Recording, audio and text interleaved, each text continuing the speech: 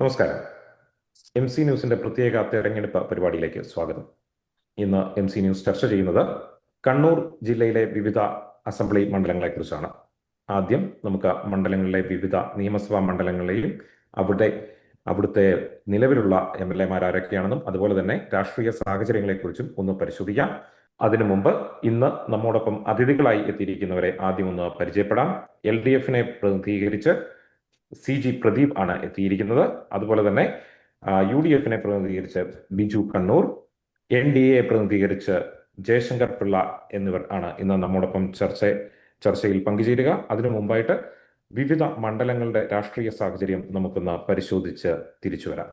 കണ്ണൂർ ജില്ലയെ സംബന്ധിച്ചോളം 11 നിയമസഭാ മണ്ഡലങ്ങളാണുള്ളത്. ഒന്ന് പയ്യന്നൂർ, കല്യാശ്ശേരി, തളിപ്പറമ്പ, അഴീക്കോട്, കണ്ണൂർ, ഇരിക്കൂർ, തലശ്ശേരി, ധർമ്മടം, മട്ടന്നൂർ, കൂത്തുപറമ്പ്, പേരാവൂർ എന്നീ മണ്ഡലങ്ങളാണ് കണ്ണൂർ ജില്ലയിലെ പരിധിയിൽ വരുന്നത്.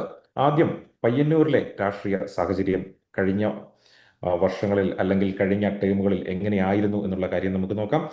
മണ്ഡലത്തിന്റെ രൂപീകരണ കാലം മുതൽ തന്നെ അത് ഇടതുപക്ഷ അനുഭാവം ഉള്ള ഒരു മണ്ഡലമാണ്. CPM-നൊപ്പം ചേർന്ന് നിൽക്കുന്ന മണ്ഡലമാണ് പയ്യന്നൂർ എന്ന് പറയുന്ന മണ്ഡലം. ആ മണ്ഡലത്തിൽ 1967 മുതൽ 2021 വരെ ഉള്ള കാലം എടുത്തു കഴിഞ്ഞാൽ ഇടതുപക്ഷത്തിനൊപ്പം ഉറച്ചു നിൽക്കുന്ന മണ്ഡലം, CPM-ന്റെ ഉരുക്കുകോട്ട എന്നുള്ള രീതിയിൽ വിശേഷിപ്പിക്കാൻ പറ്റുന്ന ഒരു മണ്ഡലമാണ് പയ്യന്നൂർ മണ്ഡലം.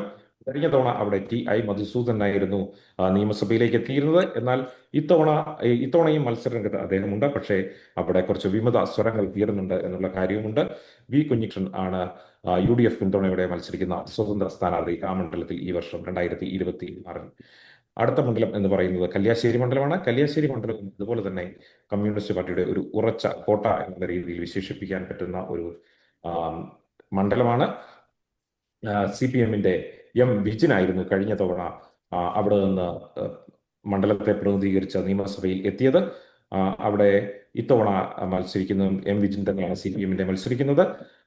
അടുത്ത ഒരു മണ്ഡലം എന്ന് പറയുന്നത് തളിപ്പറമ്പ മണ്ഡലം ആണ്. തളിപ്പറമ്പ മണ്ഡലത്തിന്റെ ഒരു ചരിത്രം പരിശോധിച്ചു കഴിഞ്ഞാൽ അവിടെ ഒരു വട്ടം, അതായത് 1970 നടന്ന തിരഞ്ഞെടുപ്പിൽ കോൺഗ്രസ് അധികാരത്തിൽ മണ്ഡലം പിടിച്ചെടുത്തിട്ടുണ്ട്. അതിനുശേഷം 77 മുതൽ ഇങ്ങോട്ട് നോക്കിക്കഴിഞ്ഞു കഴിഞ്ഞാൽ 2021 വരെ നടന്ന തിരഞ്ഞെടുപ്പുകളിൽ CPM-ന്റെ ഒരു ഉരുക്കുകോട്ട എന്നുള്ള രീതിയിൽ തന്നെ വീണ്ടും നമുക്ക് വിശേഷിപ്പിക്കാൻ പറ്റുന്ന ഒരു മണ്ഡലമാണ് ഈ പറയുന്ന തലശ്ശേരി മണ്ഡലം. തളിപ്പറമ്പ മണ്ഡലം. ഈ കുറി അവിടെ CPM-ന്റെ PK ശ്യാമളയാണ് മത്സരിക്കുന്നത്. MV ഗോവിന്ദന്റെ ഭാര്യയായ PK ശ്യാമള അവിടെ മത്സരിക്കുന്നു. എന്നാൽ അതിനെക്കുറിച്ചുള്ള വിവാദങ്ങളും ഉണ്ടായിട്ടുണ്ടായിരുന്നു. എന്നാൽ പാർട്ടി അതിനെക്കുറിച്ച് പറഞ്ഞത് PK ശ്യാമള എന്ന് പറയുന്നത് ഒരു പാർട്ടിയുടെ നേതാവ് എന്നുള്ള നിലയിൽ തന്നെയാണ്, അല്ലെ പാർട്ടിയുടെ ഒരു പ്രവർത്തക എന്നുള്ള രീതിയിലാണ് മത്സരിക്കുന്നത്, അല്ലാതെ MV ഗോവിന്ദന്റെ ഭാര്യ അല്ല എന്നുള്ള കാര്യം കഴിഞ്ഞ ദിവസം മുഖ്യമന്ത്രി ഒരു അഭിമുഖത്തിൽ പറയുന്നുണ്ടായിരുന്നു. ഈ കാര്യം ഒക്കെ അവിടെ രാഷ്ട്രീയ തലത്തിൽ ചർച്ചയാകുന്ന കാര്യങ്ങളാണ്. അഴീക്കോട് മണ്ഡലത്തിലേക്ക് വന്നു കഴിഞ്ഞാൽ അഴീക്കോട് മണ്ഡലത്തിന്റെ രാഷ്ട്രീയ പശ്ചാത്തലം പരിശോധിച്ചു കഴിഞ്ഞാൽ അത് CPM-നൊപ്പം നിന്ന മണ്ഡലമാണ് തുടക്കകാലത്തിൽ. അത് കഴിഞ്ഞു 1987 CMP അവിടെ വിജയിച്ചു വന്നിട്ടുണ്ട്. 91 മുതൽ 2006 വരെ CPM-ന്റെ ഒപ്പം നിന്ന മണ്ഡലമാണ് അത്. എന്നാൽ അതിർത്തി നിർണയം ഉണ്ടായ ശേഷം 2006 തെരഞ്ഞെടുപ്പിന് ശേഷം 2011 തെരഞ്ഞെടുപ്പിന് മുമ്പുണ്ടായ അതിർത്തി നിർണയങ്ങൾ കാര്യമായ മാറ്റങ്ങൾ ആ മണ്ഡലത്തിൽ ഉണ്ടാക്കിയിട്ടുണ്ട്. അതിനുശേഷം 2011-ലും 2016-ലും ഇന്ത്യൻ യൂണിയൻ മുസ്ലിം ലീഗിനൊപ്പമായിരുന്നു ആ മണ്ഡലം ഉണ്ടായിരുന്നത്. അതിനുശേഷം KV സുമേഷ് 2021 CPM-ന്റെ KV സുമേഷ് ആ മണ്ഡലം KM ഷാജിയിൽ നിന്ന് തിരിച്ച് എടുക്കുകയായിരുന്നു. ഈ കുറിയും KV സുമേഷ് തന്നെയാണ് അവിടെ മത്സരിക്കുന്നത്. കണ്ണൂർ മണ്ഡലമാണ് അടുത്തത്. കണ്ണൂർ മണ്ഡലത്തിന്റെ പ്രത്യേകത എന്ന് പറയുന്നത് കണ്ണൂർ മണ്ഡലം പല രാഷ്ട്രീയ സാഹചര്യങ്ങളിൽ കൂടി കടന്നു പോയിട്ടുള്ള മണ്ഡലമാണ്. ഇക്കുറി കഴിഞ്ഞ 2016-ലും 2021-ലും കോൺഗ്രസ് ന്റെ കടന്നപ്പള്ളി രാമചന്ദ്രനാണ് അവിടെ നിന്ന് വിജയിച്ചു വന്നിട്ടുള്ളത്. അതിനു മുമ്പ് ഇന്ത്യൻ നാഷണൽ കോൺഗ്രസിനൊപ്പം നിന്ന മണ്ഡലമാണ്. 1987 മുതൽ ഇങ്ങോട്ടുള്ള കാലമെടുത്താൽ 2016 വരെ, അതായത് 2011-ലെ തിരഞ്ഞെടുപ്പ് വരെ കോൺഗ്രസിനൊപ്പം നിന്ന ഒരു മണ്ഡലമാണ്. അതിനുശേഷം കടന്നപ്പള്ളി രാമചന്ദ്രൻ 2016-ലും 2021-ലും അവിടെ നിന്ന് ജയിച്ചു വന്ന മണ്ഡലമാണ്. തലശ്ശേരി മണ്ഡലമാണ് അടുത്തത്. തലശ്ശേരി മണ്ഡലത്തിന്റെ തലശ്ശേരി മണ്ഡലം എക്കാലത്തെയും ഒരു ആ, ഇടതുപക്ഷ അനുഭാവം ഉള്ള മണ്ഡലം ആണ് തലശ്ശേരി മണ്ഡലം. ആ, പ്രമുഖ ഇടതുപക്ഷത്തിന്റെ പ്രമുഖരായ നേതാക്കളായ ഇ.കെ. നായനാർ, കോടിയേരി ബാലകൃഷ്ണൻ ഒക്കെ വിജയിച്ചു വന്ന മണ്ഡലം ആണ്. അത് അവിടുത്തെ 2016 21 ജയിച്ചത് എൻ ഷംസീറാണ്. ഇക്കുറി ഷംസീർ മത്സരിക്കുന്നില്ല. പകരം അവിടെ മത്സരിക്കുന്നത് CPM കാരായി രാജനാണ്. അതും വിവാദങ്ങളുടെ ഒരു വാർത്തകൾ നമ്മൾക്ക് കേൾക്കുവാൻ സാധിച്ചു. തെരഞ്ഞെടുപ്പിനോടനുബന്ധിച്ച് TP വധക്കേസുമായി ബന്ധപ്പെട്ട വിവാദങ്ങൾ ഒക്കെ ഈ പേരുമായി ഉയർന്ന് നമ്മൾ കേട്ടിരുന്നു. അടുത്തത് ഒരു പ്രധാനപ്പെട്ട മണ്ഡലമാണ് നമ്മുടെ മുഖ്യമന്ത്രിയുടെ മണ്ഡലമാണ്. പിണറായി വിജയൻ ആ, മത്സരിച്ച 2016 21 പിണറായി വിജയൻ നിയമസഭയിലേക്ക് എത്തിയ മണ്ഡലമാണ് ധർമ്മടം മണ്ഡലം. അവിടെ ഇക്കുറിയും അദ്ദേഹം മത്സരിക്കുന്നുണ്ട്. 2021 മത്സരിച്ചപ്പോൾ അദ്ദേഹത്തിന് 50,000-ൽ പരം വോട്ടിന്റെ ഭൂരിപക്ഷത്തിൽ നിയമസഭയിലേക്ക് അയച്ച മണ്ഡലം കൂടി ആണ് ധർമ്മടം. അടുത്ത മണ്ഡലമാണ് കൂത്തുപറമ്പ് മണ്ഡലം. ആ, കമ്മ്യൂണിസ്റ്റ് പാർട്ടിയോട് അടു എപ്പോഴും അടുത്തു നിന്നിട്ടുള്ള മണ്ഡലമാണ്. അതുപോലെ തന്നെ അതിനൊപ്പം നിന്നിട്ടുള്ള മണ്ഡലമാണ്. എന്നാൽ അതേസമയം സോഷ്യലിസ്റ്റ് ജനതയും രാഷ്ട്രീയ ജനതാദളുമായും ഒക്കെ ഒരു അടുപ്പം പുലർത്തുന്ന മണ്ഡലം എന്ന രീതിയിലും പറയാം. അത് ഉണ്ടായിരിക്കുന്നത് 2006 അതിർത്തി പുനർനിർണയത്തിന് ശേഷമാണ് അത്തരം മാറ്റങ്ങൾ വന്നിരിക്കുന്നത്. അതിനു മുമ്പ് ഇടതുപക്ഷത്തോടൊപ്പം തന്നെ നിന്ന മണ്ഡലമാണ്. ഇടതുപക്ഷത്തിനൊപ്പം തന്നെയാണ് ഇപ്പോഴും ഉള്ളത്. കഴിഞ്ഞ തവണ 2021 നിയമസഭയിലേക്ക് എത്തിയത് രാഷ്ട്രീയ ജനതാദളിന്റെ KP മോഹനൻ ആണ്.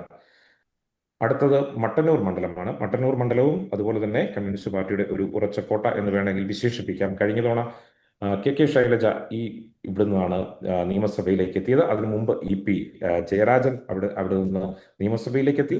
ഏതാണ്ട് ഈ പറഞ്ഞ മണ്ഡലങ്ങളെല്ലാം തന്നെ കമ്മ്യൂണിസ്റ്റ് പാർട്ടിയുടെ ഒരു ഉറപ്പുള്ള സീറ്റുകളായിരുന്നു കഴിഞ്ഞ നിയമസഭാ തെരഞ്ഞെടുപ്പുകളിൽ.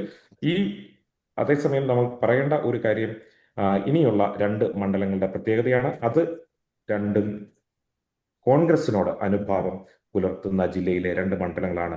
അതിൽ ഒന്നാണ് പേരാവൂർ മണ്ഡലം എന്ന് പറയുന്നത് ഭൂരിഭാഗം സമയത്തും കോൺഗ്രസ് പാർട്ടിക്കൊപ്പം നിന്ന് ആ മണ്ഡലമാണ്. എന്നാൽ 2006 ആ മണ്ഡലത്തിൽ നിന്ന് KK ശൈലജ ജയിച്ച് 12ാമത്തെ നിയമസഭയിൽ എത്തിയിട്ടുണ്ട്.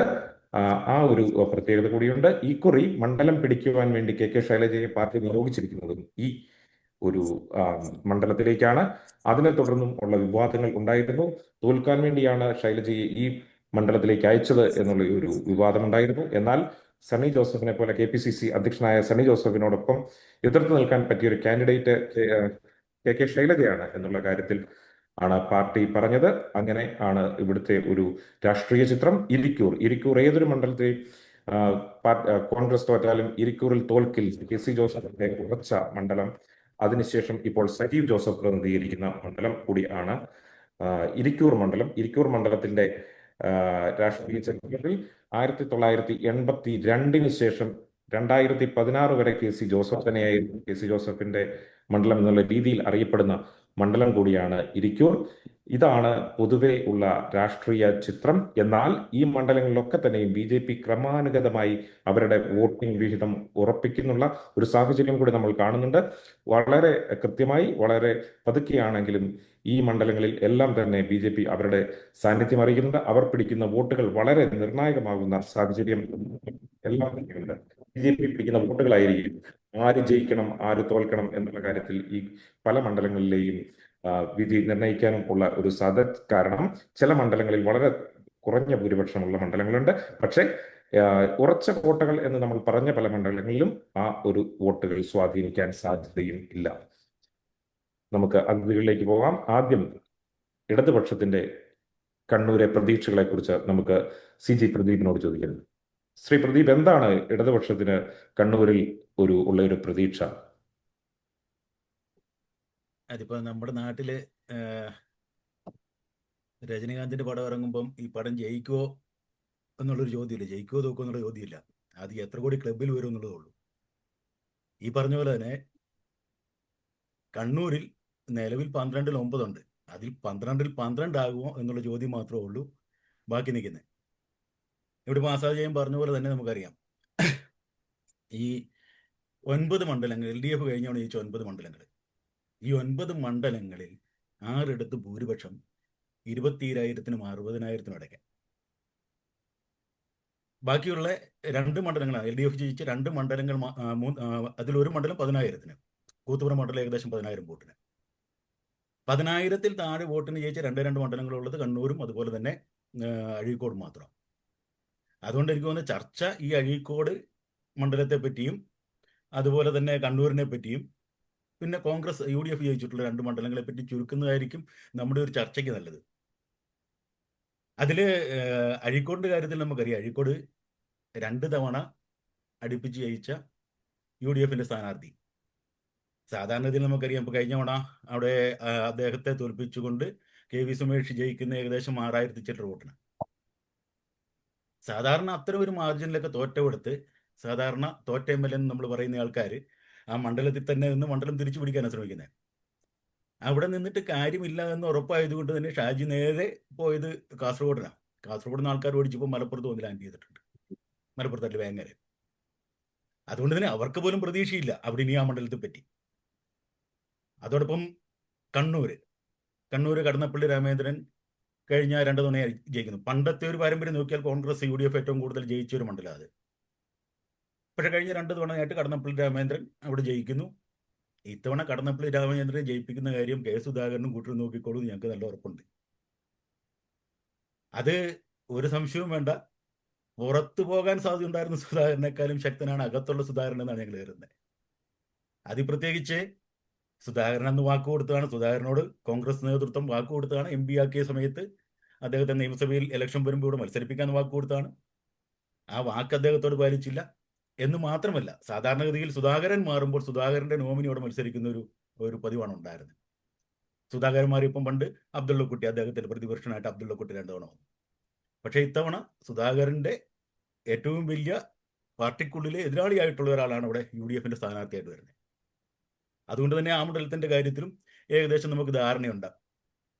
പിന്നീട് UDF ജയിച്ചുകൊണ്ടിരിക്കുന്ന 2 മണ്ഡലങ്ങൾ, അതിലൊന്നാണ് പേരാവൂര്.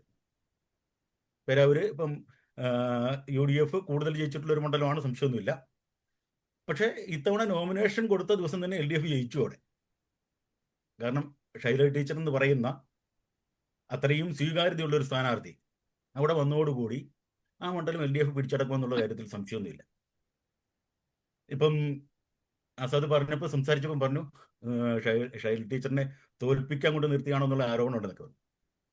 അത് ഇതിൻ്റെ ഒരു കണ്ണൂർ ജില്ലയിലെ മറ്റ് മണ്ഡലങ്ങളുടെ ചരിത്രം എടുത്ത് നോക്കി അറിയാം. ഇപ്പോൾ കൂത്തുപറമ്പ് മണ്ഡലം, കൂത്തുപറമ്പ് RJD സോഷ്യലിസ്റ്റ് പാർട്ടി മറുസൈഡിൽ നിന്ന് 2011 അന്ന് UDF ജയിച്ച് KP മോഹൻ ജയിച്ച്. അടുത്ത തവണ പാർട്ടി അങ്ങോട്ട് ഷൈല ടീച്ചറെ നിയോഗിച്ചു. ഷൈല ടീച്ചർ ആ മണ്ഡലം തിരിച്ചുപിടിക്കാതെ. ഇത്തവണ അത് തന്നെയാണ് ഇവിടെ സംഭവിക്കാൻ പോകുന്നത്. സ്വാഭാവികമായിട്ടും ഇത്തരം കാര്യങ്ങൾ വരുമ്പോൾ കഴിഞ്ഞ തെരഞ്ഞെടുപ്പിലൊക്കെ ഇപ്പോൾ ഈ മാലപ്പടക്കം പൊട്ടിക്കുമ്പം 1-2 ഒക്കെ അപ്പുറം വീണ് ചെറുത്തി പോയിട്ട് വിട്ടുമല്ലോ. ആ പറഞ്ഞ പോലെ 2 മണ്ഡലം UDFന് കിട്ടി. ഇത്തവണ അതും കിട്ടുകയില്ല. ബാക്കിയുള്ള എല്ലാ മണ്ഡലങ്ങളും ഉണ്ടാകുന്ന ഒരു മുന്നേറ്റം അത് സ്വാഭാവികമായിട്ടും ഇരിക്കൂരിലോട്ടും കൂടി വ്യാപിപ്പിക്കുവാൻ കഴിയുമെന്ന് തന്നെയാണ് ഞങ്ങളുടെ പ്രതീക്ഷ.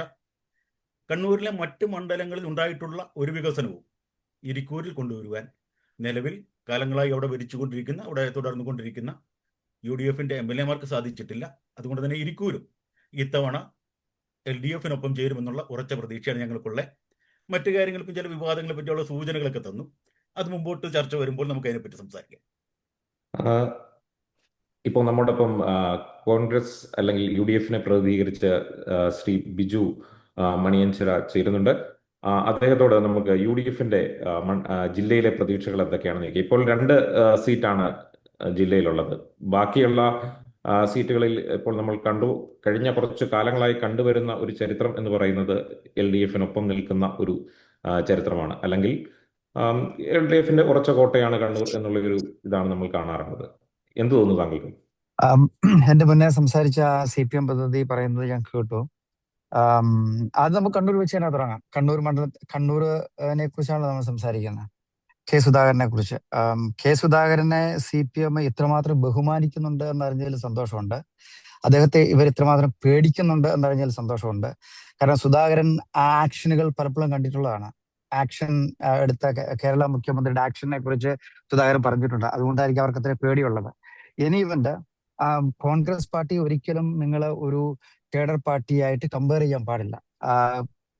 ഡെഫിനറ്റ്ലി കോൺഗ്രസ് പാർട്ടിയിൽ ആരെങ്കിലും എതിരഭിപ്രായം പറഞ്ഞു കഴിഞ്ഞാൽ 60 കുത്തുവെട്ടി അവരെ നിഷ്കാസനം ചെയ്ത് നശിപ്പിച്ചു കളയുന്ന ഒരു സിസ്റ്റം അല്ല ഇവിടെ ഉള്ളത്. ആർക്കും അഭിപ്രായം പറയാനുള്ള സ്വാതന്ത്ര്യമുണ്ട്. കോൺഗ്രസ് പാർട്ടിയിലെ ആളുകൾ അഭിപ്രായം പറയും, വിയോജിപ്പുകൾ ഉണ്ടാകും. പക്ഷെ ഒരു ട്രൂ ലീഡറായിട്ട് KS മാറി. KS അവിടെ പാർട്ടിക്ക് വേണ്ടി ശക്തമായിട്ട് ഇറങ്ങുമെന്ന് പറഞ്ഞിട്ടുണ്ട്. അദ്ദേഹം തന്നെ പറഞ്ഞു കേരളത്തിലെ ചില പ്രത്യേക താല്പര്യമുള്ള മാധ്യമങ്ങളും അതുപോലെ തന്നെ മറ്റാളുകളും ഉണ്ടാക്കിയ പ്രശ്നങ്ങളാണെന്ന്. അദ്ദേഹത്തിന് മത്സരിക്കാൻ താല്പര്യം ഉണ്ടായിരുന്നിരിക്കാം, ഇല്ലെന്ന് ഞാൻ പറയുന്നില്ല. ബട്ട് കോൺഗ്രസ് പാർട്ടിയിലെ എപ്പോഴും ഒരു കൾച്ചർ ജനാധിപത്യ രീതിയിൽ ആളുകൾക്ക് സംസാരിക്കാൻ പറ്റും. അതിനെ ആരും വെട്ടി നിരത്തി ഒഴിവാക്കത്തില്ല. അപ്പൊ അതുകൊണ്ട് തന്നെ KSന്റെ പൂർണ്ണ സപ്പോർട്ട് കണ്ണൂർ ഉണ്ടാവും. കണ്ണൂർ വളരെ ശക്തമായ ഒരു തെരഞ്ഞെടുപ്പ് ഉണ്ടാകുമെന്ന് തന്നെയാണ് ഒരു കോൺഗ്രസ് അനുഭാവി എന്ന രീതിയിൽ ഞാൻ വിചാരിക്കുന്നത്. കണ്ണൂർ കോൺഗ്രസ് ജയിക്കാനുള്ള സാധ്യതകൾ ഞാൻ കാണുന്നുണ്ട്. രണ്ടാമത് അദ്ദേഹം പറഞ്ഞ എനിക്ക് പ്രിയപ്പെട്ട മണ്ഡലം, ഞാനും കൂടി ഉൾപ്പെടുന്ന മണ്ഡലം ഇരിക്കൂറാണ്. ഇരിക്കൂർ മണ്ഡലത്തില് അദ്ദേഹത്തിന്റെ അഭിപ്രായം എന്താണെന്ന് ഞാൻ കേട്ടില്ല. വികസനത്തെ കുറിച്ച് അദ്ദേഹം പറഞ്ഞു. വികസനത്തെ കുറിച്ച് ഒരുപാട് ചർച്ചകൾ കേരളത്തിന്റെ പല മണ്ഡലങ്ങളെ കുറിച്ചും ഇതിനു മുമ്പ് ഉണ്ടായിട്ടുണ്ട്. ഇരിക്കൂറിനെ കുറിച്ച് മാത്രം മാറ്റി നിർത്തി വികസനം നടന്നില്ല എന്ന് പറയുന്നത് ഒരു ഫെയർ ആയിട്ടുള്ള കമന്റ് ആയിരിക്കത്തില്ല. അതുകൊണ്ട് തന്നെ മാത്രമല്ല, ഇരിക്കൂറിന്റെ പ്രത്യേക ഡെമോഗ്രഫി നോക്കിയാൽ മാർക്സിസ്റ്റ് പാർട്ടിക്ക് ഒരു 20 വർഷത്തേക്ക് അവിടെ ജയിക്കാൻ പറ്റുമെന്ന് ഞാൻ കരുതുന്നില്ല. മാത്രമല്ല, സജി ജോസഫ് എന്ന് പറഞ്ഞ ഇരിക്കൂറിന്റെ ജനപ്രിയനായ MLA KC ജോസഫിനെ കുറിച്ചുണ്ടായിരുന്ന ആരോപണം അദ്ദേഹം കണ്ണൂരുകാരനല്ലെന്നുള്ളതാണ്. ഇദ്ദേഹം കണ്ണൂരുകാരൻ തന്നെയാണ്. ആ നിയോജക മണ്ഡലത്തോട് വളരെ കണക്റ്റഡ് ആണ്. അദ്ദേഹം 100% ജയിക്കും എന്നുള്ള ഉറപ്പാണ്. മൂന്നാമത് എനിക്ക് കമന്റ് പറയാനുള്ളത് പേരാവൂർ നിയോജക മണ്ഡലത്തെ കുറിച്ചാണ്. അവിടെ കോൺഗ്രസിന്റെ KPCC പ്രസിഡന്റ് സണ്ണി ജോസഫ് മത്സരിക്കുന്നു. അദ്ദേഹത്തോട് ബഹുമാനമുണ്ട്. അദ്ദേഹത്തിനെതിരെ മത്സരിക്കുന്ന സ്ഥാനാർത്ഥിയോടും ടീച്ചറിനോടും ബഹുമാനങ്ങളുണ്ട്. ബട്ട് പേരാവൂരിന്റെ സ്വഭാവവും ഡെമോഗ്രഫിയും മനസ്സിലാക്കുന്നവർക്ക് അറിയാൻ പറ്റും. വടകരയിലെ ടീച്ചർ തോറ്റതുപോലെ പേരാവൂരും തോക്കും. അവിടെ ഇൻഷാള്ള സ്റ്റിക്കറുകൾ ഉണ്ടാക്കി എനിക്ക് ജയിക്കാൻ പറ്റുമെന്ന് കരുതുന്നില്ല. കാരണം ഡെമോഗ്രഫി വളരെ ഡിഫറെന്റ് ആണ്. മാത്രമല്ല, അവിടെ കറന്റായിട്ട് സണ്ണി ജോസഫിനുള്ള ഒരു അടിത്തറ പോപ്പുലാരിറ്റി ടീച്ചർക്ക് മറികടക്കാൻ പറ്റുമെന്ന് ഞാൻ കരുതുന്നില്ല. അത് ആ 3 മണ്ഡലങ്ങളിലും സുനിശ്ചിതമായി, പറഞ്ഞ 3 മണ്ഡലങ്ങളിലും സുനിശ്ചിതമായി കോൺഗ്രസിന് തെരഞ്ഞെടുപ്പിൽ വിജയം ഉണ്ടാകും എന്ന് തന്നെയാണ് എന്റെ വിലയിരുത്തലും കണക്കുകൂട്ടലും. പിന്നെ വേറൊരു മണ്ഡലത്തെ കുറിച്ച് പറയാനുള്ളത് നമുക്ക് തളിപ്പറമ്പാണ്. വ്യക്തിപരമായി ഞാൻ ഇരിക്കൂറും തളിപ്പറമ്പിനും ഇടയ്ക്കാണ്. അതുകൊണ്ട് തന്നെ തളിപ്പറമ്പ് മണ്ഡലത്തെ കുറിച്ച് എനിക്ക് കൃത്യമായിട്ട് അറിയാം. അവിടെ കോൺഗ്രസ് പാർട്ടി ജയിക്കാനുള്ള സാധ്യതയെ കുറിച്ച് ഞാൻ അവകാശവാദം ഉന്നയിക്കുന്നില്ല. എന്നിരുന്നാലും ഇന്നത്തെ നിലവിലുള്ള രാഷ്ട്രീയ സാഹചര്യത്തില്, പ്രത്യേകിച്ച് ആദൂരിലെ തളിപ്പറമ്പിന്റെ വികസനവുമായിട്ട് ബന്ധപ്പെട്ടും മറ്റ് ഇഷ്യൂസുമായിട്ട് ബന്ധപ്പെട്ടും ആളുകൾ ആത്മഹത്യ ചെയ്തതുമായിട്ട് ബന്ധപ്പെട്ടും ഒക്കെ ഒരുപാട് പ്രചരണങ്ങള് CPM-ന് അവിടെ നേരിടേണ്ടി വന്നിട്ടുണ്ട്. അതുകൊണ്ട് തളിപ്പറമ്പിലെ വിജയം ഞാൻ സുനിശ്ചിതമായിട്ട് പറയുന്നില്ലെങ്കിലും ഭൂരിപക്ഷം തീർച്ചയായിട്ടും CPM-നെ ബാധിക്കും. അത് ഇലക്ഷനിൽ വളരെ തെളിവായിരിക്കും എന്ന് മാത്രം അതിനെക്കുറിച്ച് എനിക്ക് സൂചിപ്പിക്കാനുള്ളൂ. സുധാകരനിലാണ് എല്ലാവരും ഇടതുപക്ഷവും BJP-യും പ്രതീക്ഷ വെച്ചിരിക്കുന്നതെന്ന് തോന്നുന്നു. ശ്രീ ദീപ്, ഈ ഒരു കാര്യമുണ്ട്. അതുപോലെ തന്നെ എനിക്ക് ഇതിനകത്തൊരു കാര്യം പറയാമല്ലോ. ഒന്നിപ്പം ഞാൻ പറയല്ലോ, സുധാകരന്റെ കാര്യം ഞാൻ ആകെപ്പാടെ പരാമർശിച്ച കണ്ണൂർ മണ്ഡലവുമായിട്ട് ബന്ധപ്പെട്ട് മാത്രമാണ്. കണ്ണൂർ സുധാകരന് വ്യക്തമായ ബന്ധങ്ങളുണ്ട്, നമുക്കറിയാം. കണ്ണൂർ മണ്ഡലത്തെ അവിടെ ഓൾറെഡി LDF ജയിക്കുന്നതാണ്. അത് 10,000-ത്തിലോട്ട് ആ ഭൂരിപക്ഷം എത്തുമെന്ന് ഞാൻ പറഞ്ഞു. മറ്റു മണ്ഡലങ്ങളിൽ ഉള്ളത് പോലെ കഴിഞ്ഞ തവണ 10,000-ത്തിന് താഴോട്ട് പോയ മണ്ഡലങ്ങളിൽ ഇത്തവണ 10,000-ത്തിന് മുകളിലോട്ട് വരും എന്നുള്ളതാണ് ഞാൻ പക്ഷെ പറഞ്ഞത്.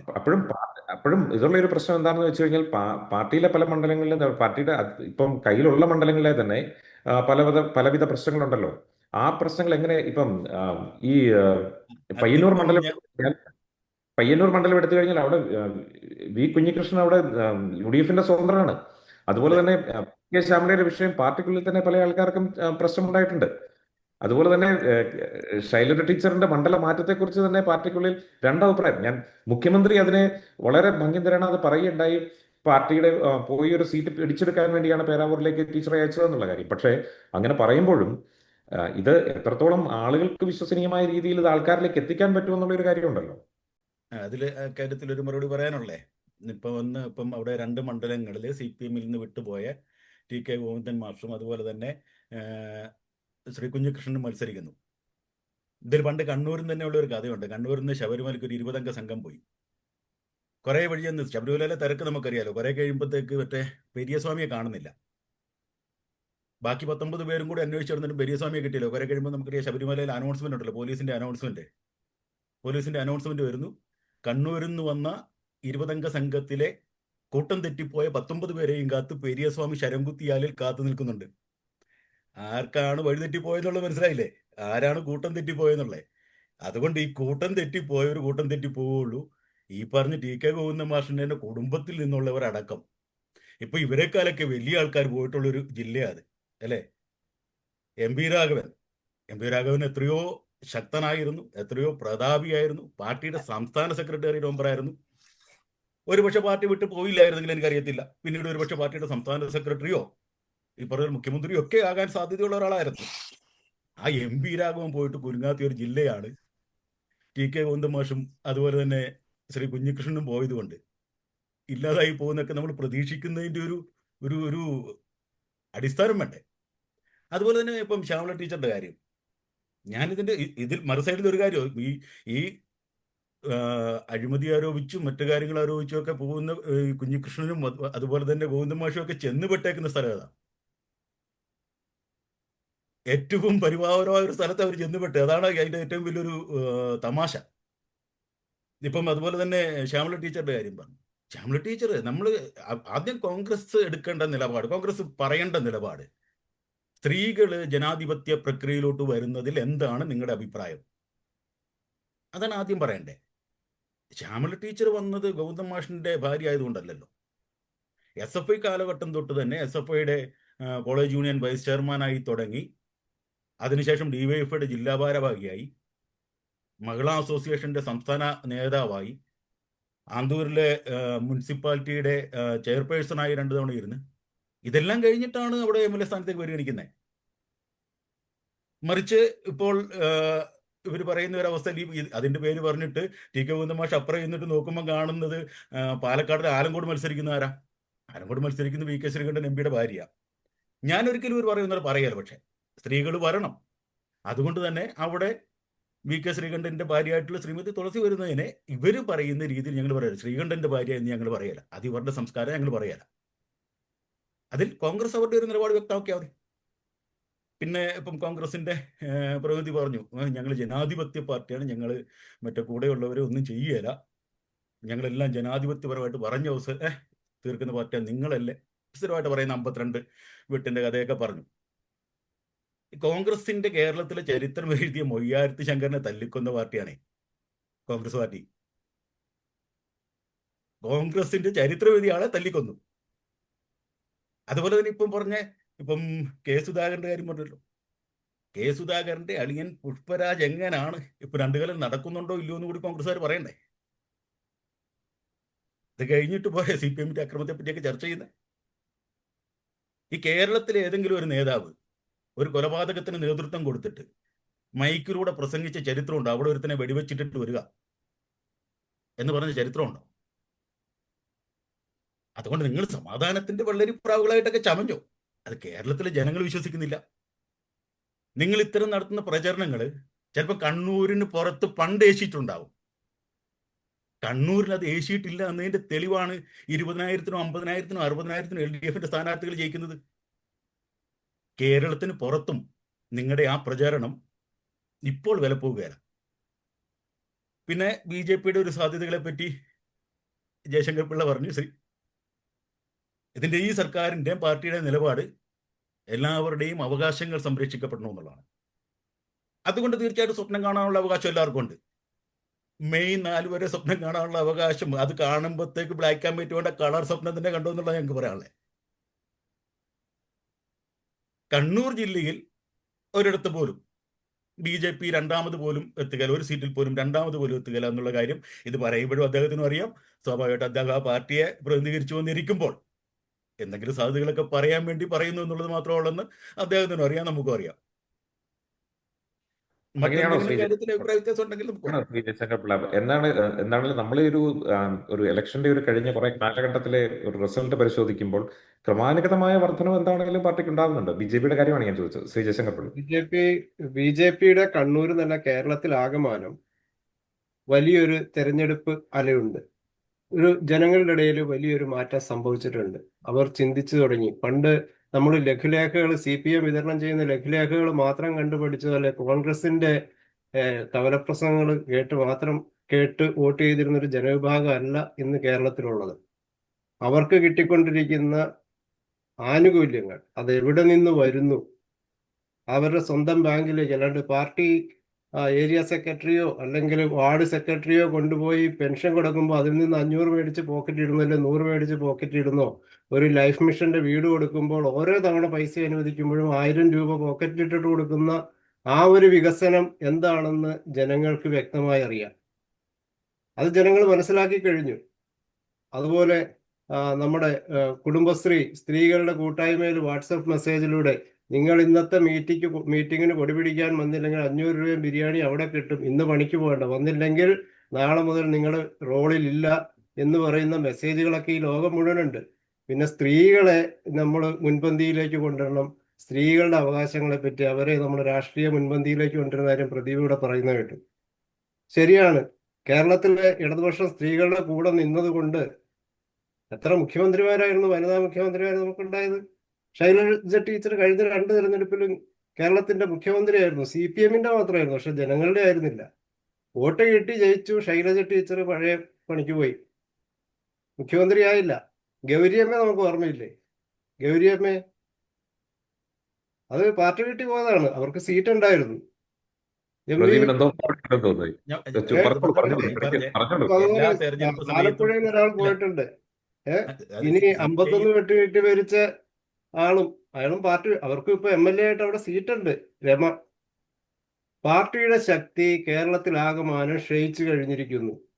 അത് നിങ്ങൾ സമ്മതിക്കുക. കാരണം PR വർക്ക് കൊണ്ട് മാത്രം കാര്യമില്ല. നമ്മൾ നോക്കൂ, കഴിഞ്ഞ 10 വർഷത്തെ അല്ല, അതിനു മുമ്പുള്ള കോൺഗ്രസ് ഭരിച്ചിട്ടുണ്ട്, ഇടതുപക്ഷം ഭരിച്ചിട്ടുണ്ട്, നയനാരൊക്കെ ഭരിച്ചിട്ടുണ്ട്, അച്യുതാനന്ദൻ ഉണ്ടായിരുന്നു. എത്ര PR വർക്ക് നടത്തി? അവരൊക്കെ PR വർക്ക് ചെയ്തോ? സ്ത്രീകളുടെ കൂടെ ശബരിമലയില് നിങ്ങൾ മതിൽ കെട്ടിയില്ലേ? ഇപ്പൊ എന്തിനാ മലക്കം പറഞ്ഞത്? അപ്പൊ വോട്ട് വേണം, അധികാരം. കമ്മ്യൂണിസ്റ്റ് പാർട്ടിക്ക് പണ്ട് അധികാരമോഹമില്ല. ശബരിമലയിൽ ഇതിലൊക്കെ വ്യാപൃതമാണ്. നിങ്ങളൊരു പ്രത്യേക സമുദായത്തിന് വേണ്ടിയിട്ട് നിങ്ങൾ ചാഞ്ഞു നിൽക്കുന്ന ഒരു മരമാണ്. ആർക്കും ഓടിക്കയറാം ഒരു പ്രത്യേക സമുദായത്തിന്. ഇനി പറയട്ടെ ഒന്നാമത്തെ കാര്യം, ഇപ്പൊ ശബരിമലയുടെ കാര്യം പറഞ്ഞപ്പോൾ ഈ കേരളത്തിനകത്തെ ശബരിമലയിൽ സ്ത്രീ പ്രവേശനം വേണമെന്ന് പറഞ്ഞ, അതായത് ഈ വിഷയത്തിൽ ഈ വിധിക്ക് മുമ്പ് പറഞ്ഞ ഏക രാഷ്ട്രീയ പാർട്ടി BJP-യാണ്. അതിന്റെ നേതാവ് രാജഗോപാൽ, പിന്നെ RSSന്റെ പ്രചാരകർ, അവരെഴുതിയ ലേഖനങ്ങൾ, ഇത്തരം കാര്യങ്ങൾ പ്രസിദ്ധീകരിച്ചിട്ടുള്ള ഏക പത്രം ജന്മഭൂമിയാണ്. വിധി വന്ന പിറ്റേ ദിവസം സ്ത്രീകൾക്കും മല ചവിട്ടാമെന്ന് 8 കോളം തലക്കെട്ടിൽ ആർത്തുല്ലസിച്ച പത്രം. ആ പത്രം RSSന്റെ പത്രമാണ്. പിറ്റേ ദിവസം എന്തായിരുന്നു നിലപാട്? ഞങ്ങൾക്ക് അന്നൊന്നും ഇനി ഞാൻ പറഞ്ഞു തരട്ടെ. എങ്കിലിപ്പോ നമ്മുടെ സുധാകരൻ BJP ആകണ്ടേ? കോൺഗ്രസിന്റെ ഇപ്പൊ ആടിയൊളിഞ്ഞു നിൽക്കുന്ന കയ്യാലപ്പുറത്ത് ഒരു സുധാകരൻ പോകണ്ടേ?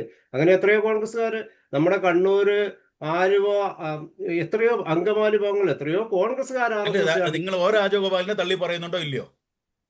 രാജഗോപാലിനെ തള്ളിപ്പറ RSS പ്രസ്താവന, RSS രാജഗോപാലിനെ തള്ളി പറയുന്നുണ്ടോ? ഭയ്യ ജോഷിയെ തള്ളി പറയുന്നുണ്ടോ?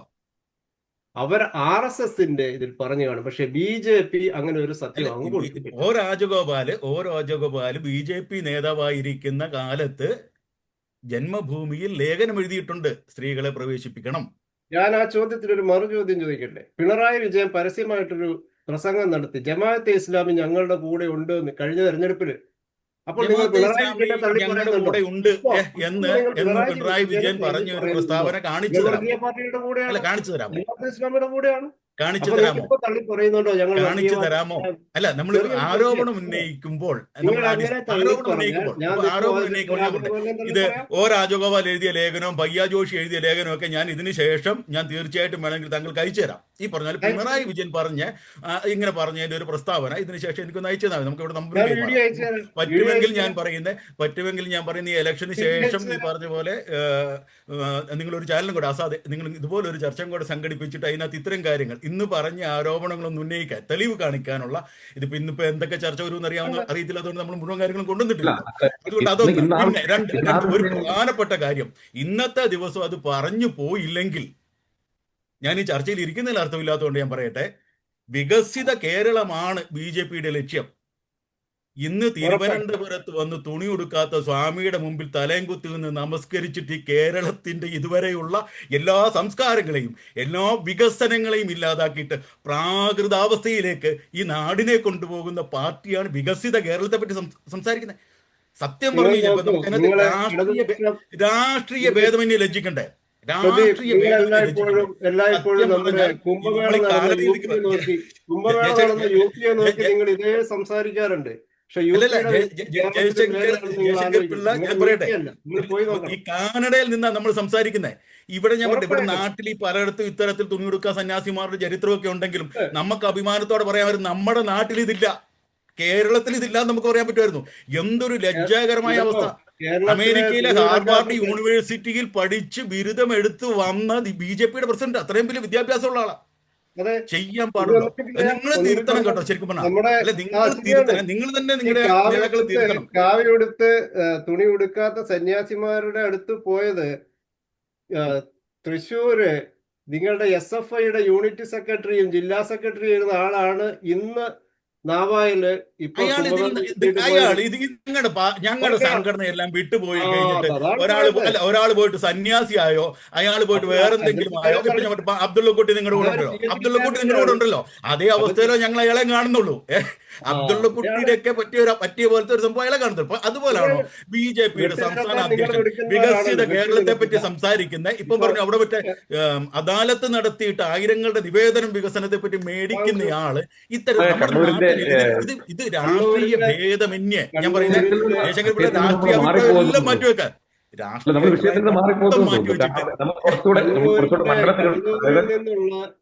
അല്ല രാഷ്ട്രീയ സംഭവങ്ങളെ മൊത്തം മാറ്റിവെച്ചിട്ട് ഇല്ലെങ്കിൽ നമ്മൾ നമ്മുടെ വരുന്ന തലമുറയോട് കാണിക്കുന്ന അനീതി അത്രേ പറയാനുള്ളൂ. ഒരു 30 സെക്കൻഡിൽ ജയശങ്കർ പിള്ളയെ എടുത്തിട്ട് നമുക്ക് ബിജുവിലേക്ക് പോകണം. അതിദാരിദ്ര്യ വിമുക്ത മുഖ്യമന്ത്രിയുടെ മണ്ഡലത്തിലാണ് പാവങ്ങൾ ക്യൂ നിൽക്കുന്നത്. എനിക്ക് ആടിനെ കിട്ടിയില്ല, കോഴിയെ കിട്ടിയില്ല, ലൈഫ് മിഷന്റെ വീട് കിട്ടിയില്ല, പെൻഷൻ കിട്ടുന്നില്ല, കുട്ടികൾക്ക് തൊഴിലില്ല, വീടിന് ഓല മേയാൻ പൈസയില്ല. അതിദാരിദ്ര്യ വിമുക്ത കേരളമാണെന്ന് ആലോചിക്കണം കേട്ടോ. അവിടെ അത് മുഖ്യമന്ത്രിയുടെ മണ്ഡലത്തിൽ പോയി അദാലത്തിൽ അപേക്ഷ കൊടുക്കാൻ നിൽക്കുന്നത് പൈസ കൊടുക്കാൻ ചെല്ലുന്നവിടുത്തെ ആളും കൂടും. 5 ലക്ഷം വീടുകൾ കൊടുത്ത ഒരു സർക്കാരിനെ പറ്റിയാണ്. ലൈഫ് ഭവന പദ്ധതിയിൽ 5 ലക്ഷം വീടുകൾ വയനാട് ചൂരൽമലയിൽ ലോകോത്തര നിലവാരത്തിലുള്ള ഇന്ന് വരെ ലോകത്തിന്റെ മറ്റൊരു ഭാഗത്തും സംഭവിച്ചിട്ടില്ലാത്ത വിധത്തിലുള്ള ഒരു ഒരു ഒരു ഒരു കൂട്ടിച്ചേർക്കൽ കൂട്ടിപ്പിടിക്കൽ നടത്തിയ ഒരു സർക്കാരിനെ പറ്റിയാണ് പറയുന്നത്. അതുകൊണ്ട് അതൊക്കെ പറയാം. 5 ലക്ഷം വീടിന്റെ ലൈഫ് ഭവന പദ്ധതിയുടെ പണം എവിടുന്നോന്ന് കേന്ദ്ര സർക്കാർ എത്രയാ വരുന്നത് പറയാമോ? എത്രയാ കിട്ടുന്നത്? അതിന്റെ 60% കേന്ദ്ര സർക്കാരാണ് കൊടുക്കുന്നത്. എത്രയാ പറയുന്നത്? എത്രയാ? 60% അല്ല, തെറ്റാണ്. 80,000 രൂപ ഗ്രാമീണ മേഖലയിൽ 4 ലക്ഷം മുടക്കുമ്പോൾ 80,000 രൂപ ഗ്രാമീണ മേഖലയിൽ, എന്റെ ഓർമ്മ ശരിയാണെങ്കിൽ 1,20,000 1,30,000 നഗര മേഖലയിൽ. അതിവിടെ 4 ലക്ഷത്തിന് ഒരു വീടും തീരുകയല്ല കേട്ടോ. ഇപ്പൊ ഞാൻ ഇപ്പം ഇതിന്റെ ഈ ആവാസ് യോജന എന്ന് പറഞ്ഞുകൊണ്ട് നോർത്ത് ഇന്ത്യയിലൊക്കെ നടത്തുന്ന, എന്നിട്ട് ഞാൻ പറയും 80,000 കൊടുത്തിട്ട് എന്റെ പടവും വെക്കണമെന്ന് പറഞ്ഞു.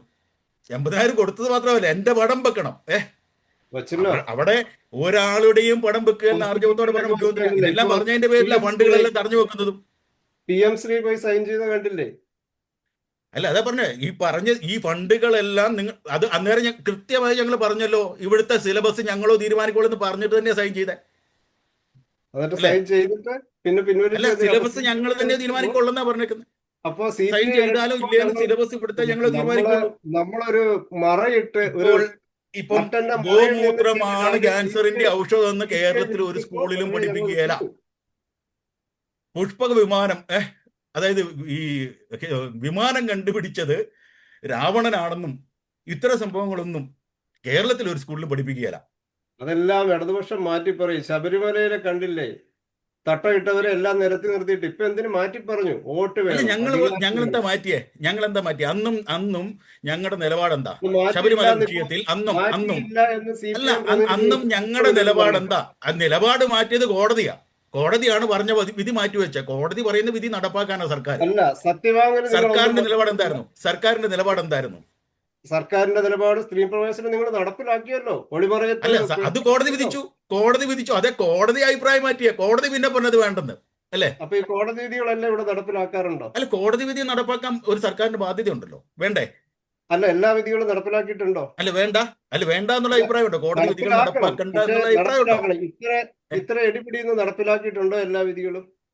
എടിപിടി എന്നല്ലല്ലോ. അതിനകത്ത് ഒരു വിധി വന്നു കഴിഞ്ഞാൽ അതിനകത്ത് നടപ്പാക്കണം. അത് പ്രത്യേകിച്ച് ഭരണഘടനാ ബെഞ്ചിന്റെ വിധിയാണ്. ഭരണഘടനാ ബെഞ്ചിന്റെ വിധി വന്നു കഴിഞ്ഞാൽ ആ സെക്കൻഡ് തൊട്ടത് ഈ രാജ്യത്തെ നിയമമാണ്. മറ്റു ബെഞ്ചുകളുടെ വിധി പോലെ അല്ല. ഭരണഘടനാ ബെഞ്ചിന്റെ ഒരു വിധി വന്നു കഴിഞ്ഞാൽ ആ സമയം തൊട്ടത് രാജ്യത്തെ നിയമമാണ്. കഴിഞ്ഞ തവണ അപ്പോൾ ആ നിയമം സംരക്ഷിക്കും. ഭരണഘടന തൊട്ട് സത്യപ്രതിജ്ഞ ചെയ്ത ഒരു മുഖ്യമന്ത്രി പറയാ ഈ വിധി ഞങ്ങൾ സമ്മതിക്കുകയില്ല. അപ്പൊ അതാകുമല്ല പ്രശ്നം. അല്ല, ഈ കഴിഞ്ഞ സത്യവാങ് എന്തിനു മാറ്റി കൊടുത്തു? ഈ വിധി മാറ്റിയിട്ടില്ലല്ലോ. ഞങ്ങളുടെ സത്യവാങ്മൂലം അന്നും ഇന്നും ഒന്ന് തന്നെ. അന്നും പറഞ്ഞത് ഇതാണ് ഈ വിഷയം. ഇത് ആചാരങ്ങളും അനുഷ്ഠാനങ്ങളുമായിട്ട് ബന്ധപ്പെട്ടതാണ്. അതുകൊണ്ട് തന്നെ ആ മതത്തിലെ ആൾക്കാരുമായിട്ടും പുരോഗമന രീതിയിലുള്ള മറ്റ് സമൂഹത്തിൽ നിൽക്കുന്ന പ്രശസ്തരായ വ്യക്തികളുമായും ചർച്ച ചെയ്ത് കോടതി ഒരു തീരുമാനം എടുക്കണമെന്ന് പറഞ്ഞു. കഴിഞ്ഞ തവണ അത് കൊടുത്തിരുന്നു. അങ്ങനെ അല്ല, അങ്ങനെ തന്നെയാ കൊടുത്തേ. അങ്ങനെ തന്നെയാ കൊടുത്തേ. അങ്ങനെ തന്നെ കൊടുത്തേ. ഞാൻ കാണിക്കാം. നേരത്തെ എം വിജയകുമാർ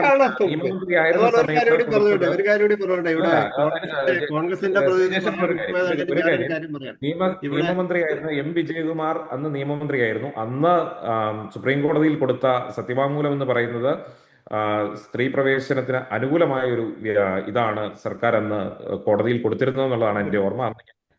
അവിടെ അങ്ങനല്ല, അത് സ്ത്രീ പ്രവേശനം പാടില്ല എന്ന് സർക്കാർ പറഞ്ഞിട്ടില്ല. പക്ഷെ അത് അന്തിമ തീരുമാനം എടുക്കുക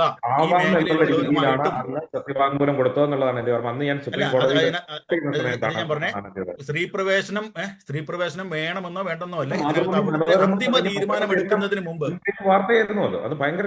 പാർട്ടിയുടെ ഞങ്ങളിപ്പോ ഈ പാർട്ടിയുടെ നിലപാട് അതിനെ പറഞ്ഞേ. ഈ പറഞ്ഞ സർക്കാരിന്റെ നിലപാടിൽ അന്ന് പറഞ്ഞ ഇക്കാര്യം അന്തിമ തീരുമാനം എടുക്കുന്നതിന് മുമ്പ് ഹിന്ദു സമൂഹത്തിലെ ഈ ആചാര പൂജാവിധികളിൽ പ്രാവീണ്യമുള്ള ആൾക്കാരെയും സമൂഹത്തിലെ പുരോഗമന മേഖലയിൽ നിൽക്കുന്ന മറ്റുള്ള ആൾക്കാരുമായിട്ടും എല്ലാം ചർച്ച ചെയ്ത് അന്തിമ തീരുമാനം എടുക്കുന്നതിന് മുമ്പ് ഇത് ചർച്ച ചെയ്യണം എന്ന് പറഞ്ഞു തന്നെയാണ് കൊടുത്തേക്കുന്നത്. അതുപോലെ ഒരു കാര്യം കോൺഗ്രസിന്റെ പ്രതിനിധി പറയാൻ വിട്ടുകയാണെങ്കിൽ ഒരു കാര്യം പറയാം. നേരത്തെ പ്രതീജ് പറയുന്ന കേട്ടായിരുന്നു സുധാകരൻ കൊലവിളി നടത്തിയത് കാര്യങ്ങളൊക്കെ അന്ന് നടപടി എടുത്തില്ലെന്നോ, കൊലവിളി നടത്തിയ കാര്യങ്ങളൊക്കെ നേരത്തെ പറയുന്നു. അങ്ങനെയാണെങ്കിൽ എം എം മണിയോ ഇപ്പൊ രാജേന്ദ്രനെതിരെ പറഞ്ഞു. അതിനു മുമ്പ് ഒന്ന് കഴിഞ്ഞ് 2 കഴിഞ്ഞ് 3 എന്തായിരുന്നു എം എം മണിയുടെ? എന്നിട്ട് നടപടി എടുത്തോ? അല്ല, അക്കാര്യത്തിനൊക്കെ മറുപടി ഉണ്ട് ഇതുപോലുള്ള ആളുകൾ. അതിന് മറുപടി ഉണ്ട്. അതിന് മറുപടി ഉണ്ടല്ലോ. മണിയാശനെ അറസ്റ്റ് ചെയ്തില്ലേ? ബിജുവിന് സമയം കൊടുക്കാത്തത്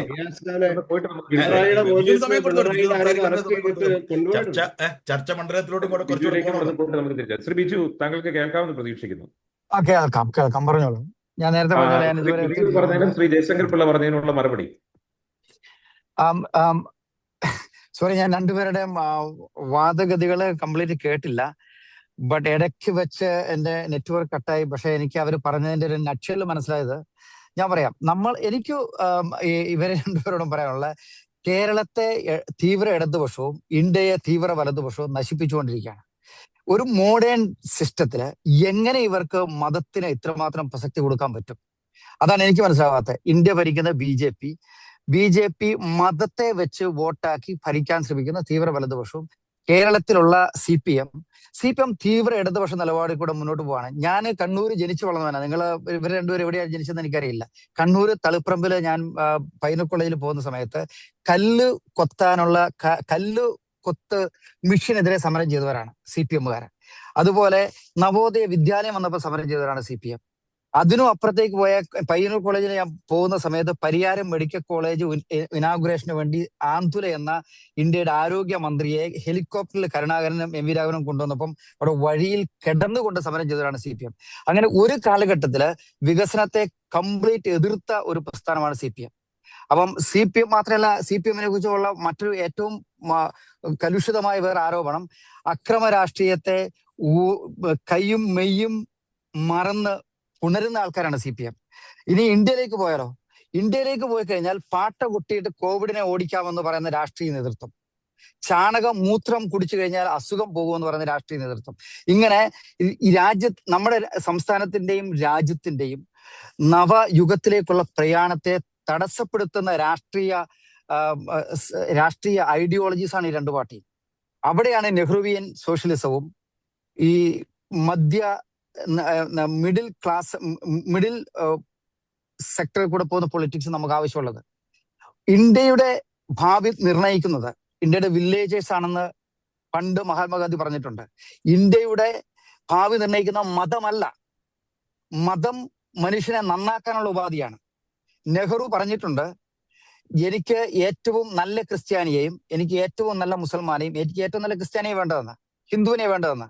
അപ്പം ഇവിടെ ഇന്ന് ഇന്ത്യയിൽ കാണിച്ചുകൊണ്ടിരിക്കുന്ന മതത്തിന്റെ പേരിൽ ഇവരെ ആളുകളെ മോശമായിക്കൊണ്ടിരിക്കുകയെന്ന്. സംഘപരിവാറിൽ പ്രവർത്തിക്കുന്ന ഓരോ ഹിന്ദു ഒരു നല്ല ഹിന്ദുവാണെന്ന് ആർക്ക് പറയാൻ പറ്റും? സംഘപരിവാറിൽ പ്രവർത്തിക്കുന്ന ആൾക്കാര് അവരുടെ ടാർഗറ്റ് തന്നെ ഭരണം പിടിക്കാൻ വേണ്ടി മതത്തെ യൂസ് ചെയ്യുക എന്നുള്ളതാണ്. അത് ഒരു രാജ്യത്തെ എത്രമാത്രം പുറകോട്ട് പോകുന്നുള്ളത് നമുക്ക് ഇനി ഒരു 15 വർഷത്തോടെ കഴിയുമ്പോൾ അറിയാൻ പറ്റും. ഈ കേരളത്തിലേക്ക് വരുമ്പം ഞാൻ നേരത്തെ പറഞ്ഞു, ഇപ്പം പിടിച്ചു നിൽക്കാൻ വേണ്ടി ഓപ്ഷൻ ഇല്ലാത്തത് കൊണ്ട് അവരെ വികസനത്തെ അംഗീകരിക്കാൻ തുടങ്ങിയിട്ടുണ്ട്. പക്ഷേ ആ ഹിസ്റ്ററി അതല്ലല്ലോ. നവോദയ വിദ്യാലയങ്ങൾക്കെതിരെ വരെ സമരം ചെയ്തവരല്ലേ നമ്മള്, കേരളത്തിലുള്ള ഇടതുപക്ഷം. അപ്പം നമുക്ക് ഇതിനിടയ്ക്കുള്ള ഒരു മാർഗമാണ്, മധ്യമാർഗമാണ് വേണ്ടത്. അപ്പൊ കോൺഗ്രസിന്റെ VD സതീശൻ ആളുകളോട് ചോദിച്ചു കഴിഞ്ഞാൽ പറയും, ഇന്ന് കേരളത്തിന് ഒരു പ്രതീക്ഷ നൽകുന്ന നേതാവാ പുള്ളി. ഇന്ന് വരെ കണ്ട രാഷ്ട്രീയത്തിന് എതിരെയാണ് സംസാരിക്കുന്നത്.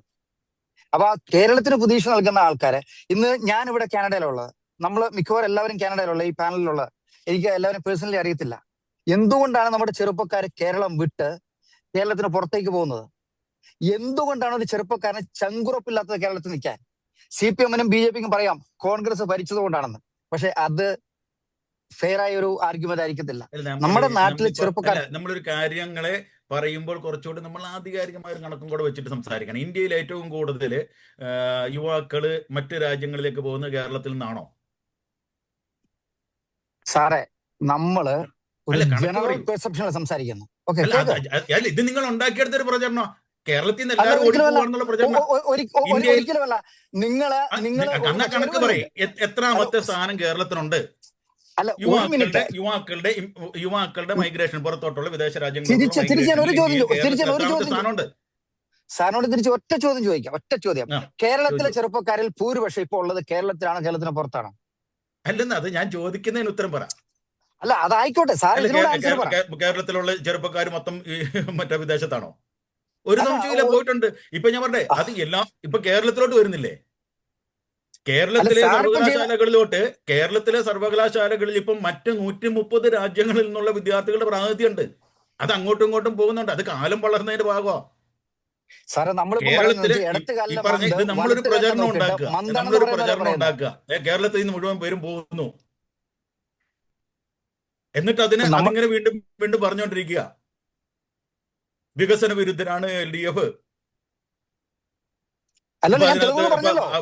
മറ്റേ പരിയാരം ആശുപത്രിയുടെ കാര്യം, പരിയാരം ആശുപത്രിക്കെതിരെ ഒന്നും അല്ല സമരം ചെയ്തത്. പരിയാരം ആശുപത്രി ട്രസ്റ്റ് ആക്കിയിട്ട് അടിച്ചുമാറ്റം പോയതിനെതിരെ സമരം ചെയ്തേ. അത് ഈ പറഞ്ഞ പോലെ കുറച്ച് പേര് മറ്റേ അന്നിപ്പം CPM വിട്ടുപോയ MP രാഘവനും അദ്ദേഹത്തിന്റെ കൂട്ടാളികളും ഒരു ട്രസ്റ്റ് ഉണ്ടാക്കി, ഞാനും അപ്പനും അപ്പന്റെ പെങ്ങൾ സുഭദ്രയും എന്ന് പറഞ്ഞ അവസ്ഥയിലോട്ട് കൊണ്ടുപോകാൻ പോയപ്പോൾ എതിർക്കണ്ടേ?